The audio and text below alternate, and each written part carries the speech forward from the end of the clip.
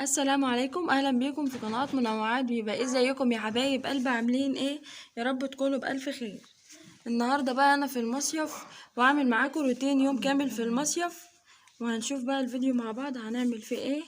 احنا دلوقتي الصبح، صباحكم خير، صباحكم فل وجمال وورد وياسمين. يلا بقى نبدأ الفيديو بتاعنا ونشوف هنعمل ايه من اول اليوم كده. انا جيت بقى المطبخ، هبدأ اعمل بقى كده سندوتشات فطار خفيف كده عشان نفطر في اجواء الطبيعة على البحر. هبدأ بقى اعمل سندوتشات لانشون وجبنة تلاجة وجبنة رومي. هعمل السندوتشات وارجع لكم.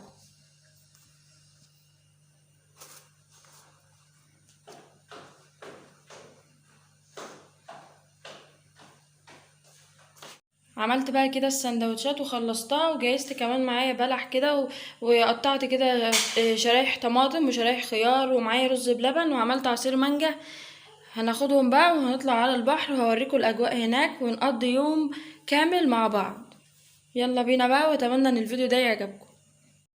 واخيرا وصلنا البحر، شايفين بقى البحر وجماله والسما الصافية. عاوزاكم بقى تعيشوا معايا اجواء اليوم كامل وتقولوا لي رايكم في الفيديو ده، واتمنى ان الفيديو ده ينال اعجابكم. شايفين بقى البحر بجد يا جماعة، البحر شكله جميل جدا.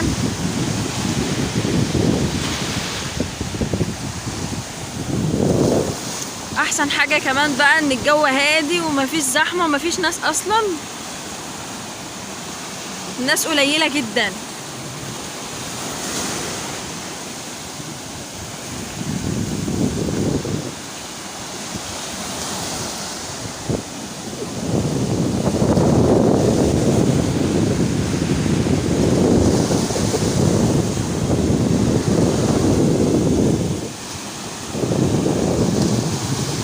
يلا بينا بقى نشوف انا جهزت الفطار فين على الشط واوريكم جمال اليوم.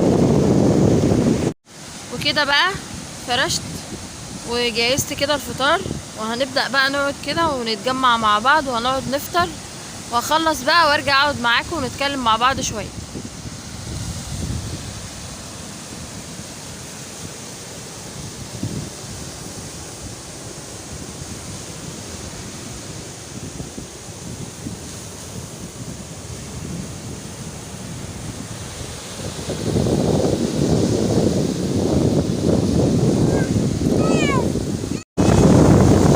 زي ما انتوا بقى شايفين كده يا حبايب قلبي، خلاص بقى فطرنا وقعدنا وخلاص بقالنا حوالي 3 ساعات تقريبا قاعدين على الشط. يلا بقى نقول للبحر باي باي. هنروح بقى، هروح وهكمل معاكم بقية اليوم لحد بالليل، وهقول لكم هروح فين بالليل كمان.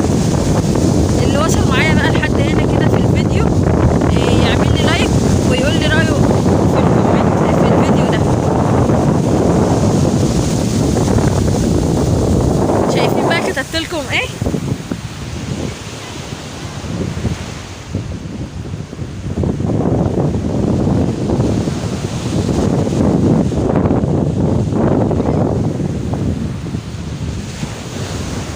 بحبكم في الله يا حبايب قلبي.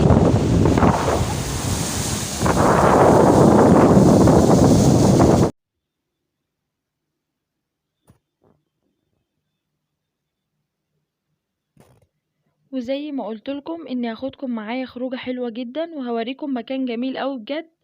المكان ده بقى يا جماعه اسمه قرية الناقر. المكان ده عظمه بجد، وانا متاكده انه هيعجبكم. يعني تقدروا تروحوا مع اولادكم، الولاد هيتبسطوا جدا في المكان ده. هي دي بقى قرية الناقر. انا خلاص كده بقى هنا وصلت. المكان ده فيه اكوا بارك وفيه العاب وفيه مأكولات، فيه كل حاجة بجد. بصراحة المكان ان شاء الله هيعجبكم. لو حابين مثلا تقضوا يوم حلو كده وتغيروا جو مع اولادكم، المكان ده هيعجبكم قوي والاولاد هتتبسط فيه جدا.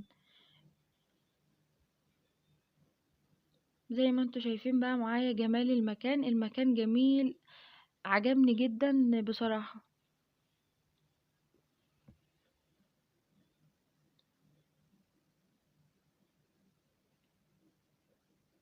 في بسين كمان، المكان فيه بسين للأطفال وفيه بسين للكبار، وفي خيم. الخيم دي بقى قعدتها جميلة جدا، بيقدموا فيها الأكل البدوي، المشويات كده. احنا كنا خلاص داخلين على الخيم، وكنا هنقعد بقى وهنطلب أكل. خلاص بقى هي دي كده شكل الخيم. كنا بقى هنا خلاص دخلنا وقعدنا وطلبنا الأكل، وكمان الأكل جه هون. الأكل بجد عظمة يعني. طلبت مبكبكة باللحمة الضاني، وورق عنب، محشي ورق عنب، وسمبوسك باللحمة المفرومة، وطاجن بطاطس باللحمة، وكفتة مشوية. بجد يا جماعة اللي يروح المكان ده لازم يجرب المبكبكة اللي باللحمة الضاني. بجد كل ما بروح بطلب مبكبكة باللحمة الضاني، طعمها بجد كده حاجة هتعجبكم ان شاء الله. هو ده بقى كده البسين.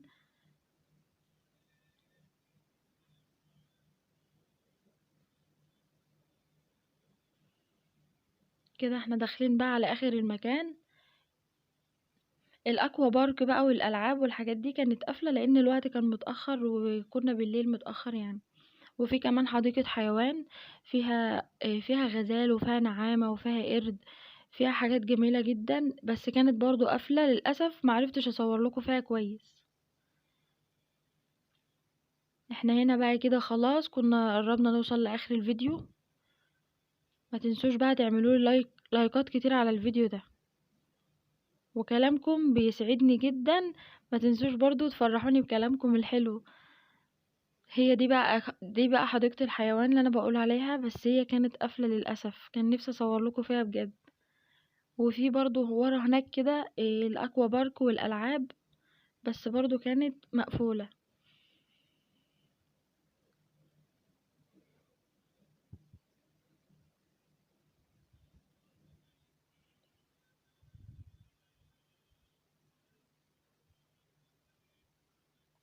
ودي برضو حديقة الحيوان اهي. النعامة هي اللي واقفة ورا في الاخر دي، بس هي مش باينة قوي في الصورة. كده بقى وصل كده بقى وصلنا لاخر الفيديو، وبحبكم في الله وفي رعاية الله، ومع السلامة يا حبايب قلبي.